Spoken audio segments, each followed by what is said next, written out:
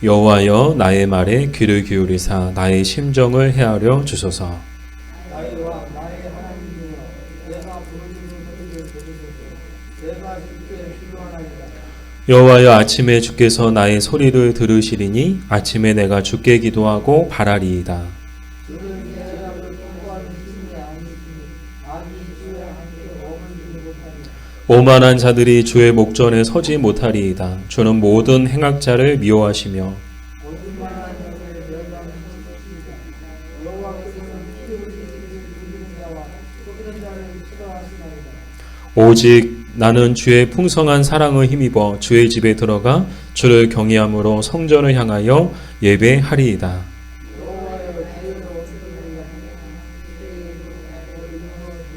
주의 길을 내 목전에 붙게 하소서. 그들의 입에 신실함이 없고 그들의 심중이 심히 약하며 그들의 목구멍은 열린 무덤 같고 그들의 혀로는 아첨 하나이다.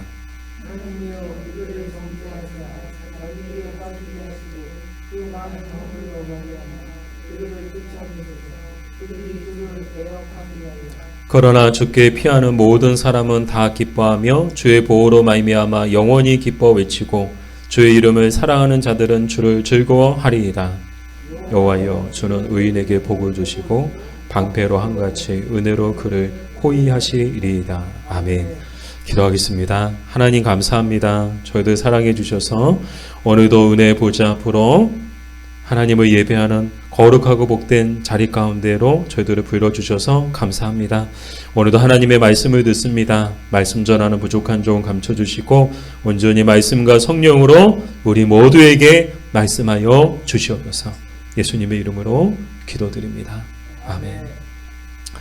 다시 시편으로 돌아왔습니다. 우리 시편 4편이 고난의 밤에 드린 기도라면 시편 5편은 아침에 드리는 기도예요. 그래서 시편 4편은 저녁 찬송시, 또 시편 5편은 아침 찬송시라고 그렇게 제목이 붙여지기도 하는데, 저는 이것을 묵상하면서 느꼈던 것이 다윗은 누구였는가? 참 기도의 사람이었다. 여러분 보세요. 고난의 밤에도 다윗은 뭐 했어요? 기도했어요. 또 아침에 또 뭐 했어요? 눈 뜨자마자 하나님 앞에 기도했어요. 다윗은요, 밤이나 낮이나 항상 기도하는 기도의 사람이었다는 거예요. 여러분, 우리 지난 3시간에 걸쳐서 하나님이 찾으시는 사람이 도대체 누군가? 하나님은 어떤 사람을 찾으시는가? 사실 세상에서 찾는 사람들, 세상에서 인재를 찾죠. 그 인재의 기준이 뭐예요? 정말 똑똑하고 또 잘하고 탁월하고 또 가진 것이 많고 뭐 이제 뒤에 배경이 좋고 스펙이 좋고 그런 사람들을 찾잖아요. 정말 능력이 있고 정말 잘났다 하는 사람들을 찾아요. 그러나 하나님이 찾으시는 사람들은 그런 사람들이 아니에요. 하나님이 찾으시는 사람들은 어떤 사람들이에요? 예배하는 사람, 기도하는 사람, 순종하는 사람. 이 다윗이 하나님 앞에 이렇게 위대하게 쓰임받을 수 있었던 이유가 뭘까요? 바로 하나님이 찾으시는 사람이었기 때문이에요. 그가 기도의 사람이었기 때문에 하나님이 그를 들어서 정말 이스라엘의 위대한 왕으로 하나님이 세워주신 줄 믿습니다.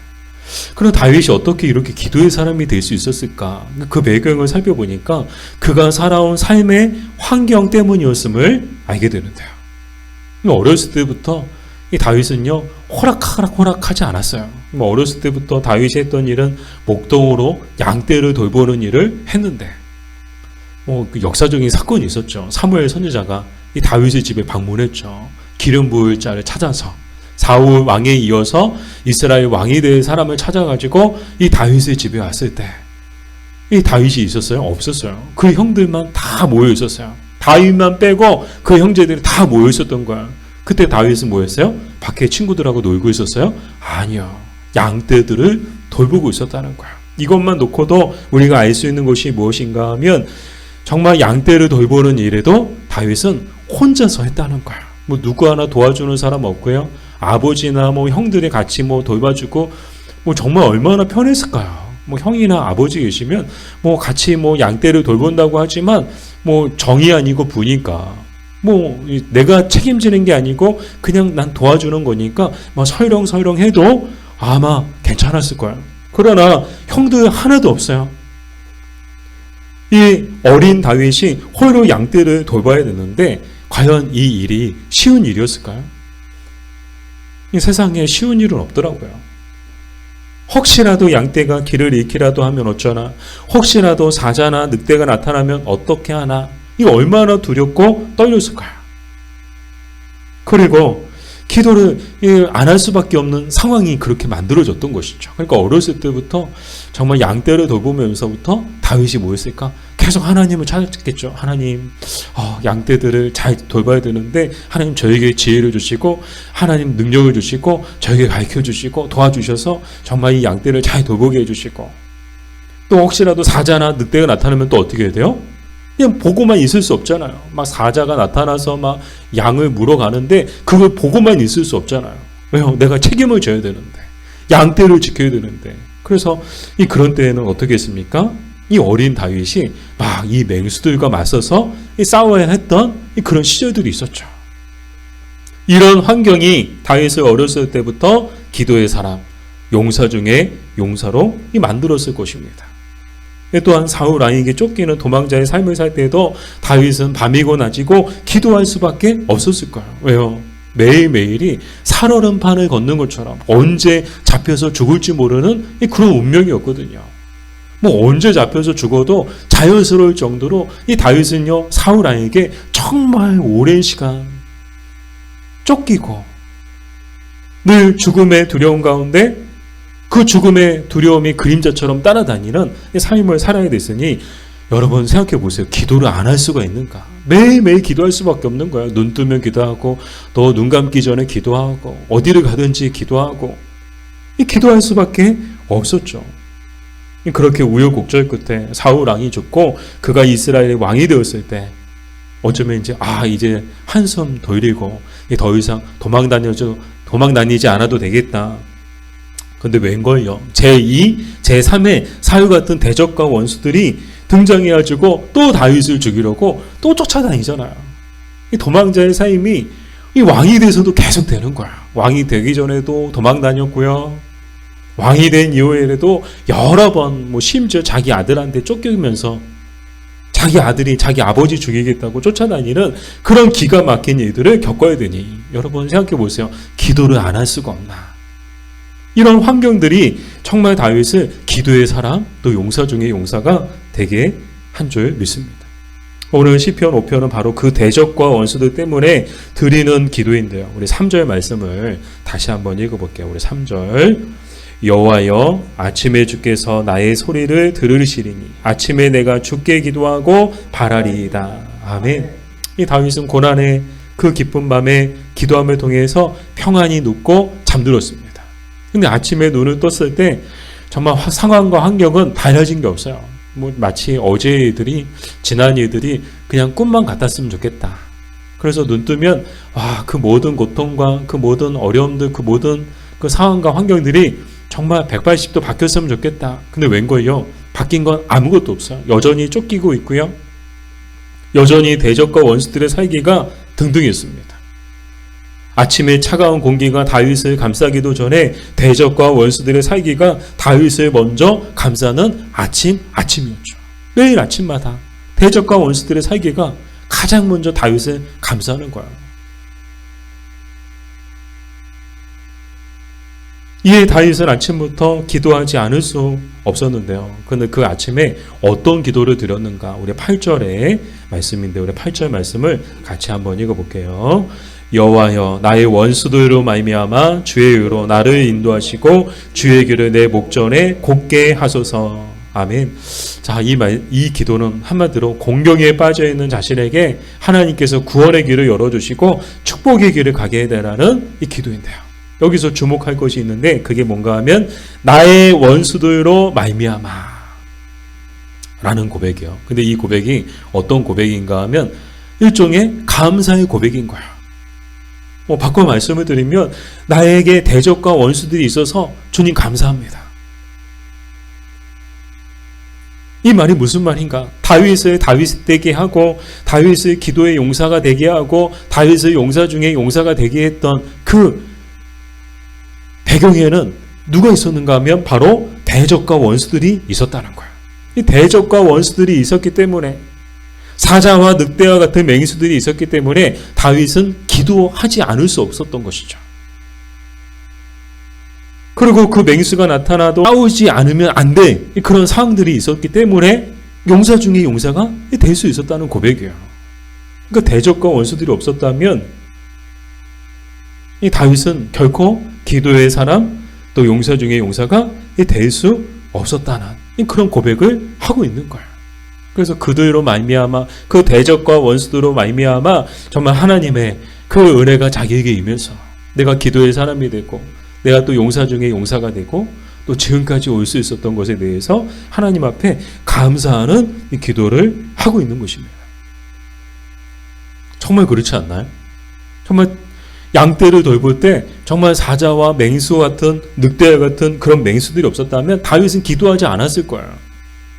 사울 왕처럼 쫓아오는 그런 사람이 없었다면, 뭐 대적들이 없었다면 정말 뭐 하는 일이 다 형통하고 승승장구하고 평안하고 다 쉽고 뭐 식은 죽 먹듯이 하는 일마다 정말 쉽네 하면 아마 다윗은 결코 기도의 사람이 되지 못했을 거예요.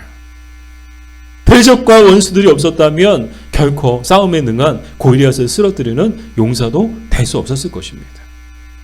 그런 대적과 원수들, 늑대와 사자들이 있었기 때문에 다윗이 기도의 사람, 용사의 사람이 되었다는 거예요. 사랑하는 여러분, 우리도 그렇지 않나요? 우리 인생의 대적과 원수들, 우리를 괴롭게 하고 힘들게 하는 사람들이 없었다면 우리도 결코 기도의 사람이 될 수 없었을 것입니다. 그 사람들로 말미암아 우리가 기도하게 되었고 그 기도로 말미암아 우리가 기도의 사람이 될 수 있었던 것입니다. 저희 어머니도 그러셨던 것 같아요. 저희 어머니께서 이 기도의 어머니이신데요. 이 기도의 어머니가 되신 데에는 정말 어머니의 삶이 큰 몫을 저는 했다고 생각해요. 제가 어렸을 때 정말 술이 왼수죠. 정말 술은 왼수예요. 왼수. 술이 왼수죠. 저는 어렸을 때부터 술이 왼수인 거를 알았어요. 저희 아버지 보고. 술만 드셨다면요. 맨날 술에 잔뜩 취해가지고 집에 돌아오셔가지고 뭐 술 드시는 것까지는 뭐 제가 뭐 어떻게 할 수 없지만 그래 술 드셨으면 조용히 그냥 잠자리 가서 그냥 조용히 주무시면 얼마나 좋아요. 결코 그런 날이 없었어요. 술 잔뜩 취해가지고요. 살림살이 던지고요. 부수고요. 막 뭐 그냥 애들 뭐 예뻐해주지는 못할 망정 애들 맨날 때리고요. 그때 기억에 집에 온전한 살림살이가 없었어요. 맨날 때리고 부수니까 뭐 나만 하는 게 있어요. 뭐 그릇이고 뭐 밥그릇이고 국그릇이고 뭐 맨날 깨지고 뭐 이렇게 사다 놓으면 깨지고 다 찌그러지고 막 어쩌다 술이 과하신 날에는 칼 들고 가족들 죽이겠다고 막 집에 오시면 정말 그날은 나일이죠. 밥 먹다가도 그냥 숟가락 놓고 막 도망치기 바쁘고요. 숨는 게 일상이었어요. 매일매일이 고난과 시련의 연속이었습니다. 여러분 같으면 이런 집에서 살 수 있으신가요? 못 살아요. 정말 기적이에요. 저희 어머니가 도망갔어도 100번이고 1000번이고 도망가실 수 있었는데 도망가지 않고 그 지옥 같은 집에서 그 지옥 같은 삶을 사셨던 거, 저는 어머니께서 기도의 사람이셨기 때문에 정말 그런 상황 가운데서 기도를 안 할 수 없는 그런 상황 가운데서 기도하심을 통해서 그 힘들고 어려운 그 하루하루를 버티고 견디셨다라고 저는 생각해요. 정말 기도를 하지 않고는 단 하루도 살 수가 없는 그런 환경이었죠. 그래서 어머니는 아무리 피곤하고 힘들어도요, 막 일하고 밤늦게 오셔도 또 교회 가서 기도하시고, 또 새벽에 또 기도하시고, 또 중간에 또 시간 나면, 틈만 나면 또 교회 가서 기도하시고. 너무 감사한 게 결과적으로 그 어머니의 기도가 저희 가정을 지켰고 저희 형제를 지켜주었습니다. 사랑하는 여러분, 어머니의 기도는 하나도 땅에 떨어지지 않습니다. 가정을 위해 눈물로 기도할 때 그 눈물의 기도가 가정을 지키고 살릴 것입니다. 바라기는 우리 교회 어머니들이 참 많이 계신데 정말 우리 교회 모든 어머니들이 정말 기도하는 어머니들이 되셨으면 좋겠습니다. 정말 기도하지 않아도 될 만큼 여러분의 가정이 평안하고 정말 기도하지 않아도 될 만큼 여러분 하는 일들이 잘 되고요. 정말 기도하지 않아도 될 만큼 뭐 자녀들이 다 효자 효녀야. 너무 말을 잘 들어. 속도 안 썩여. 그런가요? 아니요. 저는 제가 알기로 여러분의 가정도 결코 만만치 않다고 저는 알고 있어요. 기도하지 않아도 되는 그런 가정은 하나도 없어요. 정말 바라기는 우리 교회 모든 어머니들이 정말 기도하는 어머니들이 되셨으면 좋겠습니다. 여러분의 기도가 여러분의 가정을 살리고 여러분의 가정을 지켜줄 것입니다. 저도 어머니의 그 심정을 성인이 되어서 특히 목회를 하면서 많이 느껴요. 정말 기도를 안 할 수가 없는 거예요. 뭐 부교육제 때까지만 해도 몰랐어요. 근데 단독 목회 개척하고 막 교회를 시작하면서 교회 단임 목회를 하면서 정말 기도를 안 할 수가 없는 거예요. 얼마나 많은 영적 대적과 원수들이 있는지 모릅니다. 때로는 사자와 늑대처럼 인정사정 없이 막 물어뜯고요. 때로는 골리앗처럼 조롱하고 멸시하며 저에게 달려오는지 모릅니다. 그러니 기도를 안 할 수가 없는 거예요. 근데 한편으로 감사한 거야. 다윗의 고백이 뭐예요? 이 원수들로 말미암아 하나님 앞에 감사의 고백을 하고 있는 거야. 이 원수들 때문에 기도의 사람이 됐고, 이 원수들 때문에 내가 용사 중에 용사가 되었고, 이 원수들 때문에 내가 정말 하나님 앞에 믿음의 사람이 될 수 있었다는 거예요. 저도 똑같은 고백이 오늘 제 안에서 일어나더라고요. 저에게 그런 대적과 원수들, 그런 시련과 어려움이 없었다면 저도 아마 결코 기도하지 않았을 것 같아요. 기도 안 해도 너무 잘 되니까, 너무 형통하니까. 그리고 작은 시련과 어려움이 찾아오면 금방 넘어지고 쓰러지고 마는 그런 무기력한 목사가 되고 말았을 것입니다. 사랑하는 여러분, 인생에 어려움이 없다면 참 좋겠지만 그럼에도 감사하며 기도의 사람, 기도의 용사가 되는 기회로 삼는 우리가 됩시다. 계속해서 다윗은 대적과 원수들에 대해 말하고 있는데요. 이렇게 말하고 있죠. 우리 9절 말씀을 같이 읽어볼게요. 9절. 그들의 입에 신실함이 없고 그들의 심중이 심히 약하며 그들의 목구멍은 열린 무덤 같고 그들의 혀로는 아첨 하나이다. 아멘. 네 가지 특징이 나와요. 대적과 원수들의 네 가지 특징이 나오는데 첫 번째 특징이 뭐예요? 그들의 입에 신실함이 없다. 이 말은 이중적이고요. 또 위선적이며 그들의 말은 믿을 수 없다는 거야. 두 번째는 그들의 심중이 심히 악하다. 이 마음이 더럽고 추악하다는 것이고요. 세 번째는 그들의 목구멍은 열린 무덤 같다. 온갖 더럽고 추한 말들이 쏟아져 나온다는 거야. 그런데 더 큰 문제는 뭐예요? 그 말들로 인해 주위 사람들이 고통과 죽음에 이르게 된다는 거야. 그래서 그 목구멍이 열린 무덤 같다는 거야. 저는 갑자기 하수구가 생각나는 거야. 열린 무덤이 마치 하수구처럼. 여러분, 하수구가 어때요? 온갖 더러운 그런 이렇게 하수가 폐수들이 막 끊임없이 막 쏟아져 나오는 게 하수구잖아요. 근데 그 물을 먹으면 어떻게 될까요? 대번의 질병에 걸리고요. 그 물 때문에 고생하고요. 최악의 경우에는 죽음에 이르게 되는 것처럼. 이 악한 원수들의 그 목구멍은 마치 하수구처럼 쏟아내는 말들이 온갖 더럽고 추악한 말들. 그래서 그것이 정말 주위에 있는 사람들을 병들게 하고 고통에 이르게 하고 심지어 죽음에 이르게 하는 말들 뿐이다라는 것이죠. 네 번째 특징은 그들의 혀로는 아첨한다는 거예요. 아첨한다는 것은 그들의 말이 가식적이고 위선적이다는 건데요. 자, 우리 네 가지 특징을 봤는데 공통된 특징이 있어요. 이 공통된 특징이 뭔가? 모두 언어 생활과 관련되었다는 거예요. 이 모두 말에 관한 거예요. 이 말이 어디서 나와요? 마음에서 나오잖아요. 이 다윗의 대적과 원수들의 언어 생활을 보면 하나같이 심보가 악하고 그들의 목구멍은 열린 무덤 같다는 거예요. 그래서 다윗의 마음을 고통과 죽음에 이르게 할 정도였는데요. 그들이 쏟아냈던 하수구 같은 말들이 무엇이었나요? 여러분, 기억나시는 분들은 또 기억나실 거예요.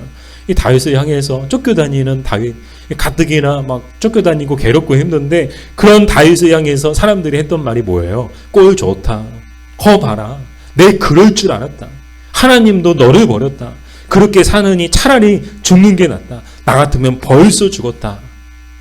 그런 말들을 다윗을 향해서 거침없이 막 쏟아내는 거야. 저주를 막 퍼붓는 거야. 이런 말들은 가뜩이나 괴로운 다윗의 가슴을 후벼팔 뿐 아니라 상처난 곳에 소금을 뿌리는 것과 같은 그런 고통과 아픔을 주었죠. 그러나 다윗은 다윗이었습니다. 사람들이 온갖 하수 같은 말들을 쏟아낼 때마다 기도의 우산을 펴서 그것들로부터 자신의 마음과 영혼을 지켰습니다. 사랑하는 여러분, 우리도 다윗처럼 사람들이 우리의 가슴을 후벼파고 또 상처난 곳에 소금을 뿌리는 것 같은 추하고 악한 말들, 하수구 같은 말들을 쏟아낼 때 그것 하나하나 마음에 품고 있지 말고 기도의 우산을 펴서 막아야 하는 줄 믿습니다.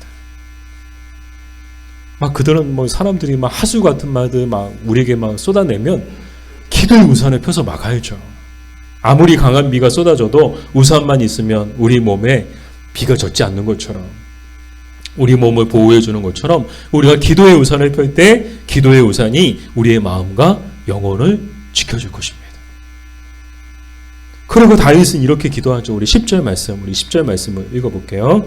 하나님이여 그들을 정죄하사 자기 꾀에 빠지게 하시고 그 많은 허물로 말미암아 그들을 쫓아내셔서 그들이 주를 배역함이니이다.